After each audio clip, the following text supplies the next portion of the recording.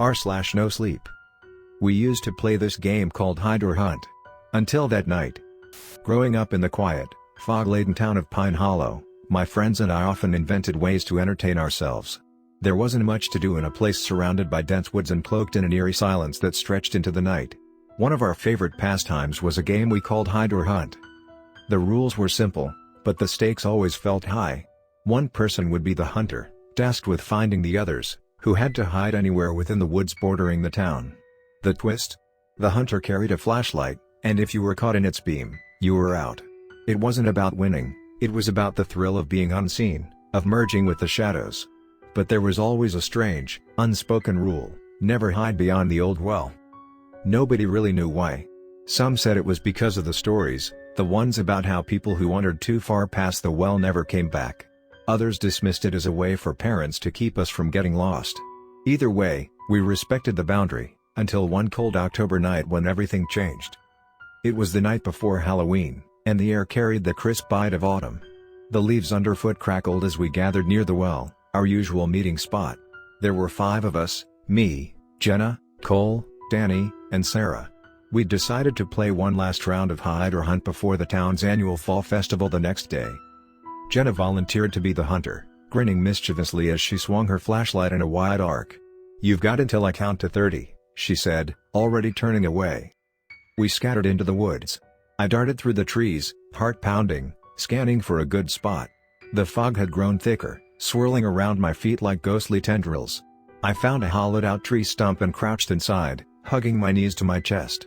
Somewhere to my left, I could hear Cole's heavy footsteps crunching through the leaves. He wasn't even trying to be quiet. The first 10 minutes were as they always were, tense, thrilling, and filled with Jenna's playful taunts as she hunted us down. "I see you, Danny," she called, her voice echoing through the woods. I could hear Danny's distant groan, signaling he'd been caught. But then, something shifted. The woods grew unnaturally still. No more footsteps, no more whispers of movement. Just silence, so thick it pressed against my ears. I peeked out from the stump, scanning for any sign of the others. That's when I saw it. A faint light flickered in the distance, but it wasn't Jenna's flashlight. This light was dim, golden, almost like a lantern. It bobbed up and down, weaving through the trees toward the well. "Is someone cheating?" I muttered to myself, stepping cautiously out of my hiding spot. Maybe someone had decided to break the rule and go past the well, though it wasn't like any of us. As I moved closer, I noticed the fog thickening even more, swirling like a living thing. And then I heard it, a low, guttural whisper, almost too faint to catch. My breath hitched. The light had disappeared, but the whispers grew louder, overlapping, creating an incomprehensible chorus. "Guys?" I called out, my voice trembling. No answer. Just those whispers, now circling around me.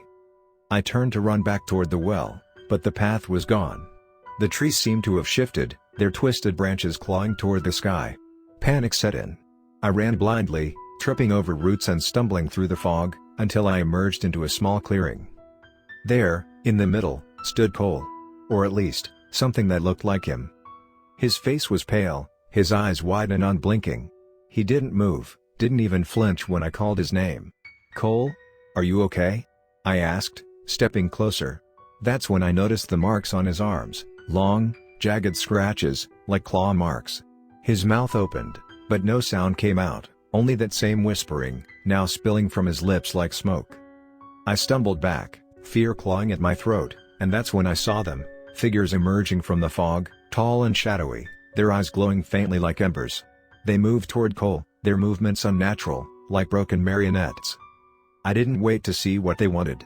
I turned and ran, ignoring the pain in my legs and the branches tearing at my clothes. The whispers grew louder, more insistent, until they were all I could hear. Somehow, I found my way back to the well, where Jenna and Sarah were waiting, their faces pale. "Where's Danny?" I asked between gasps, but they shook their heads. "And Cole?" Jenna whispered. I didn't answer. There was nothing to say. The next day, the town was abuzz with talk of Danny and Cole's disappearance.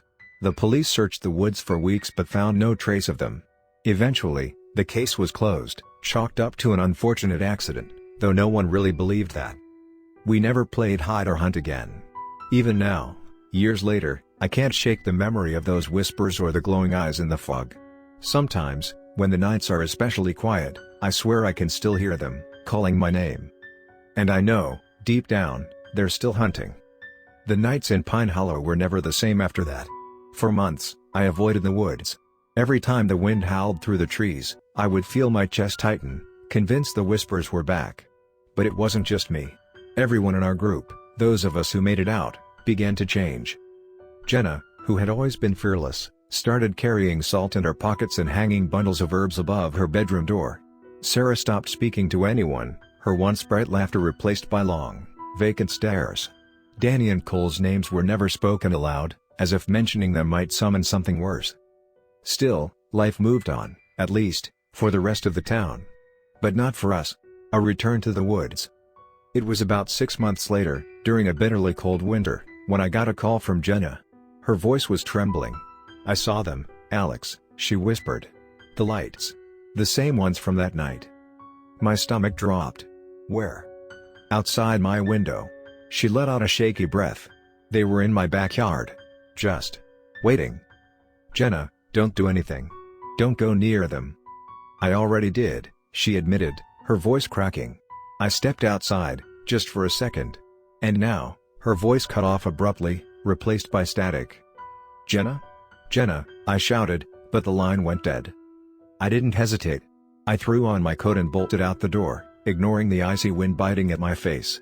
Jenna's house was only a 15-minute walk, but every step felt heavier than the last, like the air itself was pressing against me. When I reached her house, the front door was wide open. The porch light flickered erratically, casting long, wavering shadows. I called her name, stepping cautiously inside. The house was freezing, colder than the air outside, and eerily silent. "Jenna?" I called again. My voice echoing off the walls. No answer. That's when I saw the footprints, bare, wet prints leading from the back door into the woods. Against every instinct screaming at me to turn back, I followed them. The prints weren't just Jenna's. There were others, larger, clawed ones, trailing alongside hers. The truth beneath the well. The woods were darker than I'd ever seen them. The usual hum of nocturnal life, crickets, owls, the occasional rustling of leaves, was gone. It was as if the forest itself was holding its breath. I didn't know how far I'd gone when I saw the light. That same faint, golden glow, bobbing in the distance. My breath caught, and I froze. But then I heard her voice. "Alex," Jenna called, though it sounded off, too soft, too hollow. "I'm here." I followed the sound, my heart hammering in my chest. The light led me to the clearing where the old well stood. It was partially collapsed now, the stones moss-covered and crumbling, but the air around it felt alive, pulsing with a low, thrumming energy. Jenna stood near the edge of the well, her back to me. The light surrounded her, shifting and swirling like mist. "Jenna!" I called, rushing toward her. She turned slowly, and I stopped dead in my tracks. Her eyes were empty, glowing faintly with the same golden hue as the light. Her lips moved, but the whispers that came out weren't hers, they were the same guttural voices I'd heard that night. "They never stopped," she said, her voice layered with something else, something ancient and inhuman. "You broke the rule, Alex. You came back." Before I could respond, the ground beneath us shifted, and the whispers grew deafening. The well began to glow, and from its depths emerged a figure. No, not a figure. A mass of shadow and light, its form constantly shifting, eyes like burning coals scattered across its body. I stumbled back, my legs trembling. "What do you want?" I shouted, though my voice was barely audible over the cacophony. The creature loomed closer, its many eyes locking onto me. And then it spoke, not in whispers, but in a voice that reverberated through my skull. "To hunt," it said simply. "To feed." Jenna stepped forward, her movements jerky, unnatural. "It's your turn now," she whispered, and with a sudden burst of strength, she lunged at me. The escape. I barely managed to dodge her, tripping over a root and falling hard onto the frozen ground. She turned toward me, her movements quick and animalistic. The creature watched silently, as if amused by the spectacle. Desperation took over. I grabbed the nearest rock and hurled it at Jenna, striking her shoulder. She staggered, giving me just enough time to get to my feet and run. I didn't look back. The whispers followed me, growing louder, more frenzied, but I kept running until I burst out of the woods and into the town's main street. People stared as I collapsed onto the pavement, gasping for breath. The final revelation. The police didn't believe me when I told them what had happened. They searched Jenna's house and the woods but found no trace of her, or of the creature. The well was gone, replaced by a smooth patch of earth as if it had never existed. But the others knew. Sarah and Danny's parents packed up and moved within weeks. Sarah, Jenna, Cole, they were gone, and I was the only one left. For years, I tried to move on. I left Pine Hollow, started fresh in a new town, but the whispers never stopped. Every now and then, I would see the light, flickering in the distance, and I knew they were still hunting. Last night, I saw it again, this time outside my apartment window. The same golden glow, bobbing gently, waiting. And this time, I know I won't escape. Because you can't outrun the hunt forever.